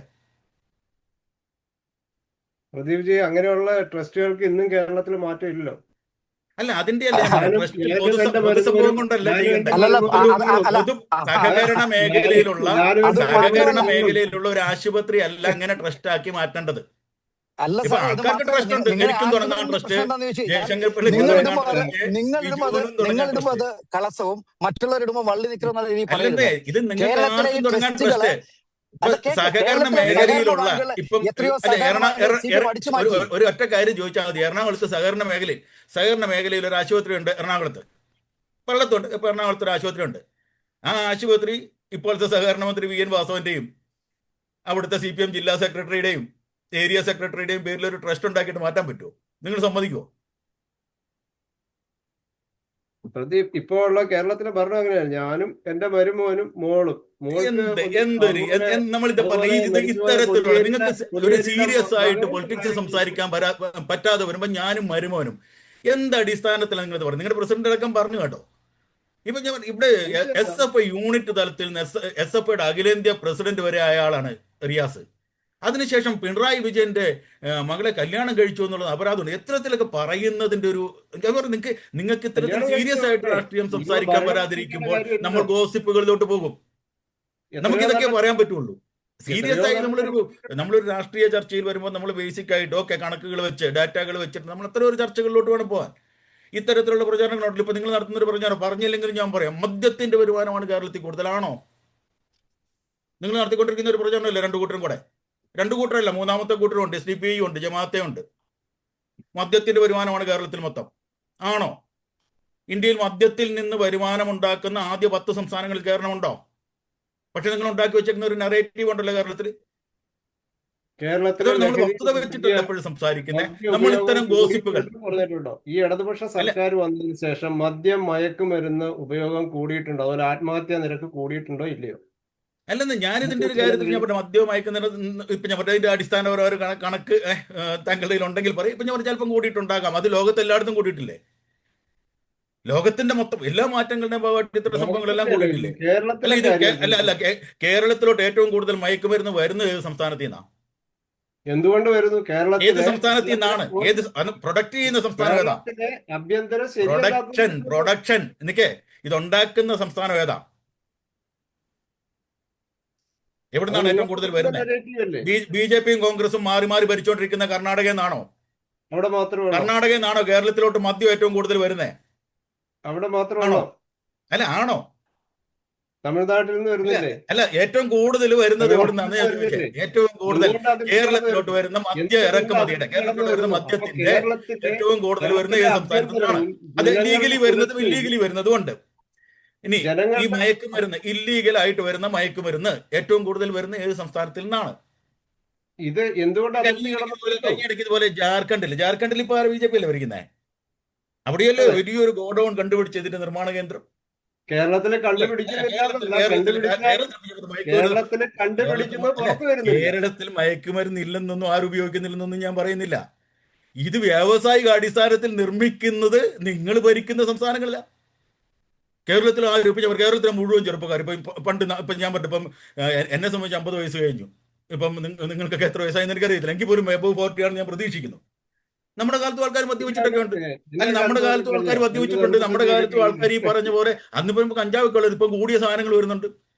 അന്ന് ഇതുണ്ടായിരുന്നില്ല, അന്ന് ആൾക്കാർ ഇത് ഉപയോഗിക്കും ഇല്ലേ? ഒരു വിഭാഗം ആൾക്കാർ ഉപയോഗിക്കും. അത് എത്ര തടഞ്ഞാലും ഇല്ലേ? പ്രദീപ് സാർ എന്നാ വിഷയം അറിയാം, നിങ്ങൾ മാത്രം ഭക്തി സ്വാതന്ത്ര്യമായ കുംഭമേളയ്ക്ക് പോയിട്ട് ഈ രാജ്യത്തെ കഞ്ചാവ് നിരോധന നിയമം നടപ്പാക്കാൻ ശ്രമിച്ചു കഴിഞ്ഞാൽ അവിടെ ഒരു ഒറ്റ സ്വാമി പോലും ഉണ്ടാകില്ലല്ലോ. ബിജു എന്തോ പറയാമെന്നാണ്. ബിജു പറഞ്ഞോളൂ. അല്ല ഞാൻ നോക്കൂ, ഇവര് മാത്രം ഈ പ്രദീപ് സാർ മാത്രമാണ് പറയുന്നത്. കാരണം അദ്ദേഹം പറഞ്ഞതിന് നമുക്ക് മറുപടി പറയാൻ പറ്റണമല്ലോ. തീർച്ചയായിട്ടും കേൾക്കാം. നമ്മളൊരു ഡാറ്റയും കണക്കും എനിക്ക് ഒരു വിഷയമില്ല കേൾക്കാൻ കേട്ടോ. എത്ര വേണമെങ്കിലും ഇവർ അനുവദിക്കുന്ന സമയത്തോളം ഇരുന്ന് കേൾക്കാം. നമ്മളൊരു നോട്ടീസ് പ്രചാരണം ആയിരുന്നുള്ളൂ. ബിജു പറഞ്ഞോളൂ. അല്ല ഇദ്ദേഹം താങ്കളുടെ അഭിപ്രായം പറഞ്ഞോളൂ. ഇദ്ദേഹം പ്രദീപ് സാറ് ഈ കോപ്പറേറ്റീവ് സ്ഥാപനത്തെ കുറിച്ച് അഴിമതിയെ കുറിച്ചും പറഞ്ഞുകൊണ്ട് ഞാൻ വേഗം ഓർത്തു പോവായിരുന്നു. കരുവണ്ണൂർ സർവീസ് കോപ്പറേറ്റീവ് ബാങ്കിന്റെ അവസ്ഥ നമുക്കറിയാമല്ലോ. CPM ഭരിച്ച് മുടിച്ച് അതിന്റെ പേരിൽ എൻഫോഴ്സ്മെന്റ് ഡയറക്ടറേറ്റ് വരെ വന്ന് റെയ്ഡ് നടത്തിയതും അതിന്റെ അകത്ത് ഇൻവോൾവ് ആയത് CPM-ന്റെ എത്ര മുതിർന്ന നേതാക്കന്മാരെ നമുക്കറിയാം. അപ്പൊ അഴിമതിയെ കുറിച്ച് ഇവർക്ക് ഉള്ളത് എങ്ങനെയാന്ന് വെച്ച് കഴിഞ്ഞാൽ അവർക്കൊരു സെലക്റ്റീവ് ആയിട്ടുള്ള ഐ ഉള്ളത്. അപ്പൊ പണ്ട് ആരോ പറഞ്ഞ പോലെ അവർ ഇൻവോൾവ് ആകുന്നിടത്ത് അത് അഴിമതിയല്ല, അത് മറ്റാരോ അവരുടെ മേലെ കെട്ടിവെച്ചിരിക്കുന്ന അല്ലാത്ത സ്ഥലങ്ങളിലൊക്കെ നടക്കുന്ന അഴിമതിയാണ്. ആ രീതിയിലുള്ള പ്രശ്നങ്ങള്, ആ രീതിയിലുള്ള ഒരു പ്രചരണമായിട്ടാണ് CPM മുന്നോട്ട് പോകുന്നത്. പിന്നെ അദ്ദേഹം പറഞ്ഞ എന്നെ സ്ട്രൈക്ക് ചെയ്ത വേറെ 1-2 കാര്യങ്ങള് ഡ്രഗ്സിനെ കുറിച്ചാ. ഞാൻ ചോദിക്കട്ടെ, CPM-ന്റെ പ്രചരണ പത്രികയിൽ ഇതിനു മുമ്പ് ഉണ്ടായിരുന്നല്ലോ അവര് മദ്യഷാപ്പുകളുടെ എണ്ണം കുറയ്ക്കുമെന്ന്. അങ്ങനെ പറഞ്ഞിട്ടല്ലേ ഭരണത്തിൽ വന്നത്? അത് ജനങ്ങളോട് കാണിച്ച വഞ്ചനയല്ലേ എന്നിട്ട് അതിന്റെ എണ്ണം കൂട്ടിയത്? ഇത് ഞാൻ അങ്ങനത്തെ ഇത് നമ്മൾ അടിസ്ഥാനപരമായ ഇടപെടേണ്ടി വരുന്ന ഇത്തരം കാര്യം നമ്മൾ ഈ അടിസ്ഥാനപരമായിട്ടും ഞാൻ പറഞ്ഞേ CPM പറഞ്ഞേക്കുന്നത് എന്താ? CPM പറഞ്ഞേക്കുന്നത് മദ്യവർജന പറഞ്ഞേ, മദ്യ ശ്രീ പ്രദീപ്, നിരോധനമല്ല. അല്ല, നമുക്ക് മദ്യവർജനം പറയാൻ അതിനുശേഷം നമുക്ക് മറുപടി പറയാം. ശിഷ്യന്മാരാണോ? പറയട്ടെ ഗാന്ധി പറയട്ടെ. ശിഷ്യന്മാരാണോ CPM പറയുന്നതിൽ മദ്യവർജനത്തെ ഒരു കുറിച്ച് കാര്യം പറയാം? പറയുന്നതിൽ നമ്മളൊരു ഡാറ്റ വെച്ചിട്ട് എപ്പോഴും സംസാരിക്കണം. നമ്മൾ വെറുതെ എന്നിട്ട് അങ്ങനെയാണ് CPM അങ്ങനെയാണ് CPM അങ്ങനെ അങ്ങനല്ല ഒരു ചർച്ച. നമ്മൾ കുറച്ചുകൂടെ ഒരു ഡേറ്റയും ഇത്തരം കാര്യങ്ങളുടെ ഒരു അടിസ്ഥാനത്തിൽ ചർച്ച ചെയ്യണമെന്നുള്ളത് ഞാൻ പ്രദീപ് പറയുന്നു. ജി, നിങ്ങൾ ഒഴിച്ച് ബാക്കി എല്ലാവർക്കും അറിയാവുന്ന കാര്യങ്ങളാണിത്. അല്ല അത് ആർക്ക് വളരെ ഞാൻ ഡേറ്റ evident പറയൂ. ആണ്. കാരണം എനിക്കറിയത്തില്ലാത്തൊരു കാര്യം എനിക്ക് അറിവ് ഷെയർ ചെയ്യും. എനിക്കൊരു സംശയമില്ല, എനിക്കത് സ്വീകരിക്കാൻ ഒരു സംശയമില്ല. നിങ്ങളൊരു ഡാറ്റ വെച്ചിട്ട് ഇതാണ് ഇതിന്റെ കണക്ക്. പ്രദീപ്ജിക്ക് അറിയില്ലാത്തതുകൊണ്ടല്ല, ഇപ്പോഴത്തെ സാഹചര്യത്തിൽ പ്രദീപ്ജി അത് അറിയാതെ അല്ല, പോകുന്നതാണ്. എനിക്ക് നിങ്ങൾ ഡാറ്റ വെച്ച് അതിന്റെ കണക്ക് തന്നാ മതി. എനിക്ക് ഇതിന്റെ ഡാറ്റ വെച്ചിട്ട് എനിക്ക് കണക്ക് താ, എന്നിട്ട് പറയാം പ്രതിഭ നിങ്ങൾക്ക് അറിയത്തില്ല, ഇതാണ് ഇതിന്റെ കണക്ക്. എനിക്ക് പ്രദീപ് ജി, അംഗീകരിച്ചല്ലേ പറ്റൂ. നിങ്ങള് കമ്പ്യൂട്ടർ മുന്നിൽ ഇരിക്കുന്ന, ഞാനിപ്പം ഡ്രൈവ് ചെയ്യാം, നിങ്ങൾ വെറുതെ ഞാൻ Google ഒന്ന് കമ്പ്യൂട്ടർ അടിച്ച് നോക്ക്, നോക്കിയിട്ടൊന്നും അല്ല പറയുന്നത് കേട്ടോ. ഇപ്പൊ ഞാൻ ഫുൾ ടൈം സ്ക്രീൻ പ്രസൻസിലുണ്ട്, അത് നിങ്ങൾക്കറിയാലോ. ഞാൻ കമ്പ്യൂട്ടർ ഉപയോഗിച്ചാണ് സംസാരിക്കുന്നത്, ശരിയാണ്. പ്രദീപ് ആസാദി, ഞാനൊരു കാര്യം പറഞ്ഞ് ഞാൻ ഒന്ന് ഇറങ്ങുകയാണ്. ആ. എന്റെ തീർച്ചയായിട്ടും. രീതിയിൽ കൺക്ലൂഷൻ ഞാൻ പറയാം. കേരളത്തിലെ ഇപ്പോഴത്തെ രാഷ്ട്രീയ സാഹചര്യത്തില് ഇടതുപക്ഷത്തിന്റെ വികസന മുരടിപ്പും കോൺഗ്രസിന്റെ ഗ്രൂപ്പ് പടലപ്പിണക്കങ്ങളും NDAയുടെ കാലാനുസൃതമായിട്ടുള്ള കഴിഞ്ഞ 10 വർഷത്തെ ഡാറ്റയിൽ ഉണ്ടായിട്ടുള്ള വോട്ടിംഗ് ശതമാനത്തിന്റെ വർധനവും അനുസരിച്ച് NDA നല്ലൊരു ശതമാനം സീറ്റ് പിടിക്കും. അതിൽ കണ്ണൂര് മിനിമം ഒരു സീറ്റെങ്കിലും NDAക്ക് ഉണ്ടായിരിക്കും. NDA മുന്നണിയായിരിക്കും. കേരളത്തില് 15 മുതൽ 18 സീറ്റ് വരെ NDA സ്ഥാനാർത്ഥികൾ ജയിക്കും. അതാണ് എനിക്ക് പറയാനുള്ളത്. കണ്ണൂരിലെ ഏത് സീറ്റിലാണ് BJP തലശ്ശേരി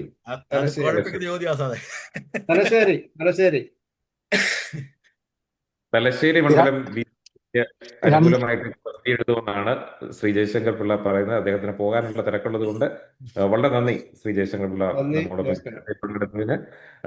ശ്രീ ബിജുവിലേക്ക് ഒന്ന് പോയിട്ട് പ്രദീപിലേക്ക് തിരിച്ചു വരാം. ബിജു പറഞ്ഞുകൊണ്ടിരുന്ന സമയത്താണ് നമ്മൾ ജയശങ്കർ പിള്ളയിലേക്ക് പോയത്. അദ്ദേഹത്തിന് പോകാനുള്ളത് കൊണ്ട് ശ്രീ ബിജു തുടർന്നുള്ളൂ. ജയശങ്കർ പിള്ള സാറിനോട് പറഞ്ഞത് 2024 ഏറ്റവും വലിയ തമാശയായിട്ട് എനിക്ക് തോന്നുന്നു. കണ്ണൂർ ജില്ലയിൽ ഏതായാലും BJP അക്കൗണ്ട് തുറക്കില്ല. BJP ഇപ്പം ലക്ഷ്യമിടുന്നത് ക്രിസ്ത്യൻ വോട്ടുകൾ സ്പ്ലിറ്റ് ചെയ്യാനും മുസ്ലിം വിരോധം പറഞ്ഞ് ക്രിസ്ത്യാനികളെ മുഴുവൻ പരമ്പരാഗതമായ വോട്ടിൽ നിന്നും മാറ്റി അവരെ ഘടിപ്പിക്കാനാണ്. ക്രിസ്ത്യൻ വോട്ടുകൾ സ്പ്ലിറ്റ് ചെയ്യാനല്ല, ആദ്യം കോൺഗ്രസിനകത്തുള്ള വോട്ടുകൾ പിടിച്ചു നിർത്താൻ നോക്കും. അതേതായാലും എനിക്ക് ജയശങ്കർജിയോട് പറയാനുള്ളത്, ഇത് കേരളമാണ്, ഇത് നോർത്ത് ഇന്ത്യ അല്ല. ഇവിടെ ആളുകളും മതം നോക്കിയല്ല ചായ കുടിക്കുന്നത്, ഇവിടെ ആളുകൾ മതം നോക്കിയല്ല പൊറോട്ട കഴിക്കുന്നത്, ഇവിടെ ആളുകൾ ബീഫും പൊറോട്ടയും കഴിക്കുന്നത് അവരുടെ ജനിതക ജീനിലുള്ളതാ. അല്ലാതെ അത് മുസ്ലിം ആയതുകൊണ്ട് ബീഫ് കഴിക്കുന്നോ ക്രിസ്ത്യാനി ആയതുകൊണ്ട് ബീഫ് കഴിക്കുന്നോ ഉള്ള രീതിയിലുള്ള പ്രചരണം നോർത്ത് ഇന്ത്യയിൽ മാത്രമേ നടക്കുകയുള്ളൂ സാർ. കാരണം അതൊന്നും കേരളത്തിൽ വില പോകില്ല.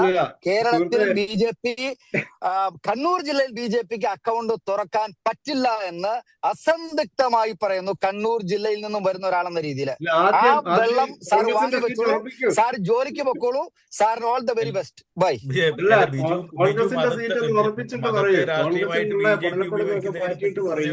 അതുപോലെ ബീഫ് ഫെസ്റ്റിവലിൽ പിന്നോട്ട് പോയ യുവ നേതാക്കളെയൊക്കെ നമുക്കറിയാം. പെട്ടെന്നാണ് യു ടേൺ എടുത്തത്.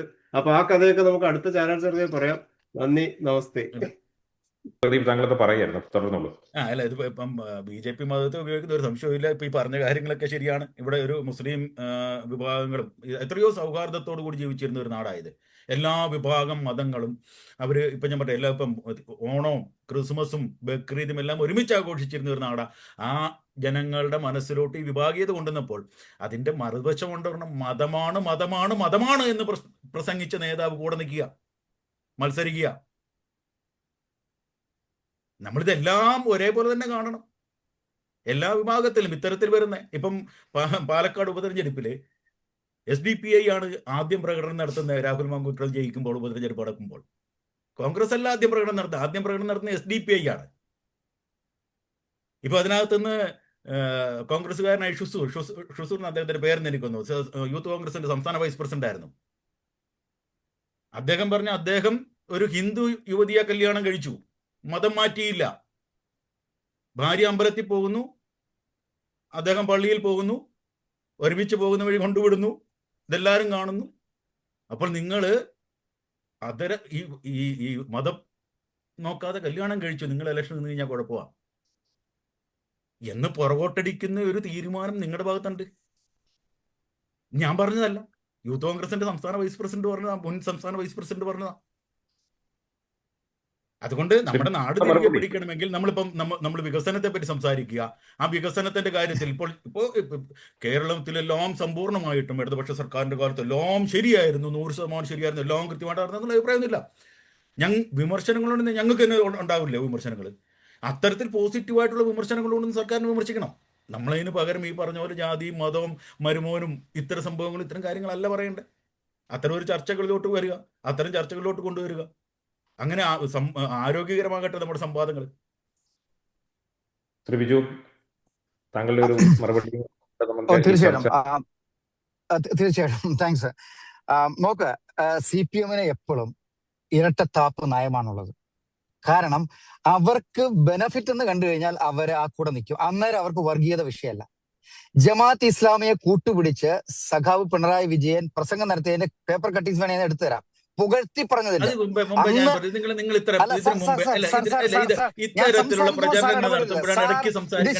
ഇത് ശരിയല്ല.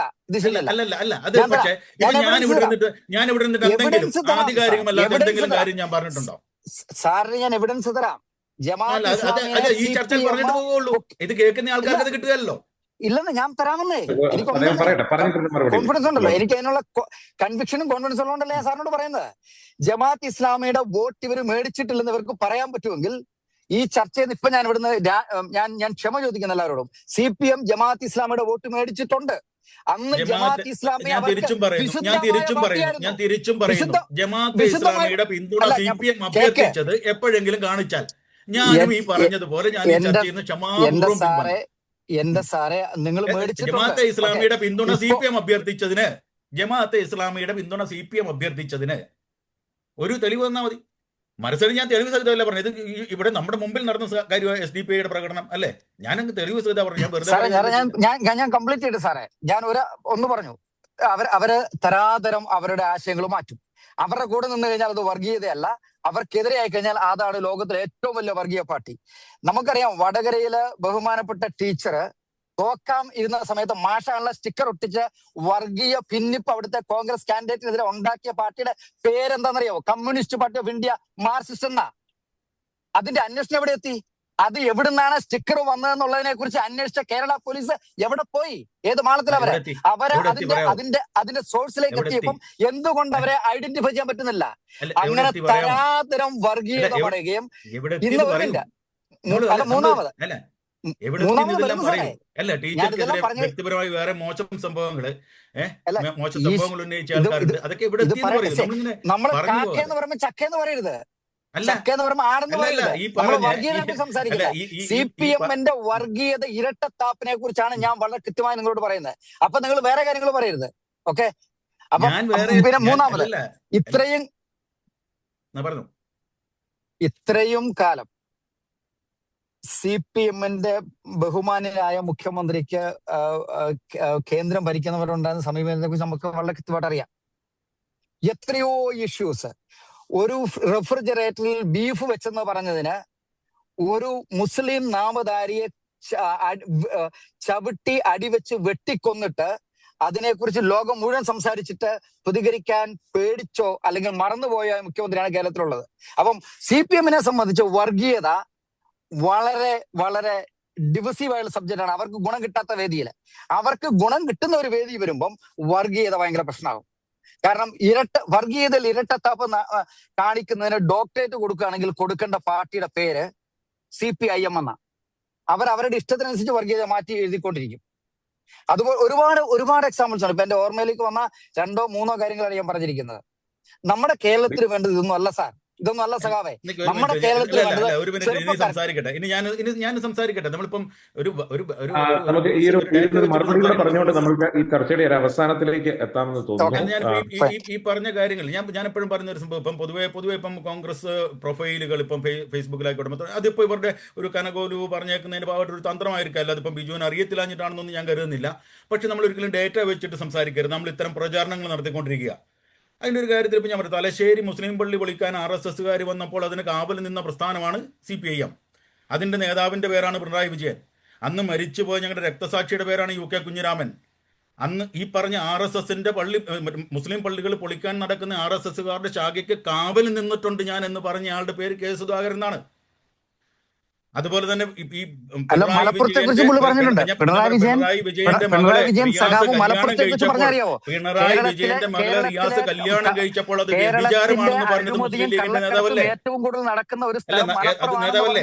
ഇപ്പൊ ഈ പറഞ്ഞ ഇപ്പം RSSനെതിരെ നിങ്ങൾ പൊരുവെന്ന് ഇപ്പോൾ രാജ്യസഭയിലും ലോക്സഭയിലും ഇരിക്കുന്ന BJP MPമാരുടെ എണ്ണം എടുത്താൽ അതിൽ 3-ൽ 2 പേര് കോൺഗ്രസിൽ നിന്ന് പോയവരാണ്. അല്ലേ? കണക്കുണ്ടല്ലോ. മുസ്ലിം മുസ്ലിമുകളെ ഇന്ത്യയിൽ BJP ഭരിക്കുന്ന സംസ്ഥാനങ്ങളിലെ മുഖ്യമന്ത്രിമാരുടെ എണ്ണമെടുത്താൽ പേരുകളെടുത്താൽ അതിൽ 3-ൽ 2 പേരും പഴയ കോൺഗ്രസ് മുഖ്യമന്ത്രിമാരോ കോൺഗ്രസ് നേതാക്കളോ ആണല്ലേ? അതുകൊണ്ട് BJPയെ നിങ്ങൾ എതിർക്കുന്ന കാര്യം നിങ്ങൾ ഈ ഇരട്ടത്താപ്പ് കാണിക്കുന്നതായിരിക്കും. നമ്മൾ വെറുതെ സംസാരിക്കും ഡേറ്റയും കാര്യങ്ങളും നിങ്ങളുടെ ഈ കള്ളപ്രചാരണങ്ങളെ. അതിപ്പോ കാനകോലു തന്ത്രമായിരിക്കും. ഞാനിപ്പോ ബിജുവിന് അറിയത്തില്ലായിട്ടാണ് ഞാൻ കരുതുന്നില്ല. കാനകോലുവിന്റെ ഒരു തന്ത്രമായിരിക്കും. പക്ഷെ അതിനെയൊക്കെ കേരളത്തിന്റെ ജനത തിരിച്ചറിയുന്നുണ്ട്. അത് തിരിച്ചറിയും. അത് ഈ തെരഞ്ഞെടുപ്പിൽ നിങ്ങൾ പൂർവാധികം ശക്തിയായിട്ട് നിങ്ങൾക്ക് ബോധ്യമാകുകയും ചെയ്യും. മെയ് 4-ാം തീയതി വോട്ടെണ്ണൽ കഴിയുമ്പോൾ. സഖാവെ, ഈ പ്രാവശ്യം CPM 8 നിലയിൽ പൊട്ടിയിരിക്കും. കോൺഗ്രസ് 100-ലധികം സീറ്റ് നേടി. നല്ല കളർഫുൾ സ്വപ്നം കാണും. രാത്രിയായി ബിജു ബ്ലാക്ക് ആൻഡ് വൈറ്റ് കാണണ്ട. കളർഫുൾ സ്വപ്നം കണ്ടു വെളുപ്പ് വരെ. രാവിലെ ജോലിക്ക് പോകുന്നവരെ ആ സ്വപ്നം നീളട്ടെ എന്ന് ഞാൻ ആശംസിക്കുന്നു. കേരളം 50 വർഷം പുറകോട്ട് പോകും. അതുകൊണ്ട് കോൺഗ്രസ് ജയിക്കണം. അത് നാടിന്റെ ആവശ്യമാണ്. ജനാധിപത്യ വിശ്വാസികൾ അവരുടെ ലൈഫ് പദ്ധതി നിർത്തലാക്കും, വയനാട് ചുരം നിർത്തലാക്കും, പെൻഷൻ പദ്ധതി നിർത്തലാക്കും. കർഷക തൊഴിലാളികൾക്ക് പെൻഷൻ കൊടുത്തു കഴിഞ്ഞാൽ അവർ കള്ളു കുടിക്കും, കുടുംബത്ത് പോകുകയെന്ന് പറഞ്ഞ പാർട്ടിയുടെ പേരല്ലേ? നിങ്ങൾ ഇതൊക്കെ എന്തൊക്കെ ചെയ്യും? കേരളം കണ്ടിട്ടുണ്ടല്ലേ 10 വർഷത്തെ നികുതി പണം എടുത്ത് നക്കാൻ കൊടുത്തെന്നല്ല മണിയാശൻ പറഞ്ഞത്. 10 വർഷത്തെ മാറ്റം കേരളത്തിലെ ജനങ്ങളുടെ സംസ്കാരത്തെ രാത്രി ആയതുകൊണ്ട് എനിക്ക് സമയം അതിക്രമിച്ചെന്ന് തോന്നുന്നു. ഒരു പാർട്ടിയുടെ നേതാവായിരുന്നു സമയമായി. ശ്രീ ബിജു, ശ്രീ പ്രദീപ്, വളരെ നന്ദി. ശ്രീ ജയശങ്കർ പിള്ള, വളരെ നന്ദി ഈ ചർച്ചയിൽ പങ്കെടുത്തതിന്. വളരെ പ്രൊഡക്റ്റീവായിട്ടുള്ള ഒരു ചർച്ചയായിരുന്നു ഇന്ന് നമ്മുടെ ഈ കണ്ണൂർ മണ്ഡലത്തെക്കുറിച്ചുള്ളത്. നമ്മൾ ആമുഖത്തിൽ സൂചിപ്പിച്ചതുപോലെ കഴിഞ്ഞ തവണ 11 മണ്ഡലത്തിൽ 9 മണ്ഡലങ്ങൾ ഇടതുപക്ഷത്തിനൊപ്പവും 2 മണ്ഡലങ്ങൾ UDF-നൊപ്പവും നിൽക്കുന്ന ഒരു സാഹചര്യം ആണ് നമ്മൾക്ക് 2021-ൽ ഉണ്ടായിരുന്നത്. വികസനങ്ങളും അതുപോലെ തന്നെ വർഗീയ പരാമർശങ്ങളും അതുപോലെ വർഗീയ പ്രശ്നങ്ങളും ഒക്കെ തന്നെ പറഞ്ഞുകൊണ്ട് ഒരു വിഭാഗം വോട്ടഭ്യർത്ഥിക്കുമ്പോൾ വികസനത്തിനാണ് ഊന്നൽ എന്ന് പറഞ്ഞുകൊണ്ടാണ് ഇടതുപക്ഷം വോട്ട് അഭ്യർത്ഥിക്കുന്നത്. അതുപോലെ തന്നെ ഇടതുപക്ഷത്തിന്റെ ഭരണ പരാജയങ്ങൾ ചൂണ്ടിക്കാണിച്ചുകൊണ്ട് UDF-ഉം ഇക്കുറി വാശിയേറിയ ഒരു തെരഞ്ഞെടുപ്പിലേക്കാണ് 2026-ൽ പോകുന്നത്. അതേസമയം ഇതിനിടയിൽ കൂടി കൃത്യമായ ക്രമാനുഗതമായ വോട്ട് ശതമാനത്തിന്റെ വർധനവുണ്ടാക്കാം എന്നുള്ള ആത്മവിശ്വാസത്തിലാണ് NDA സഖ്യമുള്ളത്. അതുപോലെ തന്നെ ഇന്ന് ചർച്ചയിൽ നമ്മോടൊപ്പം പങ്കെടുത്ത ശ്രീ ജയശങ്കർ പിള്ള കണ്ണൂരിൽ ഒരു സീറ്റ് നേടും എന്നുള്ള ഒരു പ്രത്യാശയും കൂടി നമ്മോടൊപ്പം പങ്കുവച്ചു.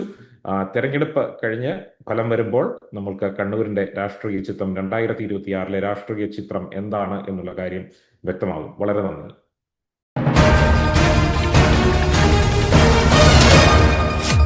MC ന്യൂസ്, കനേഡിയൻ മലയാളികളുടെ വാർത്താജാലകം.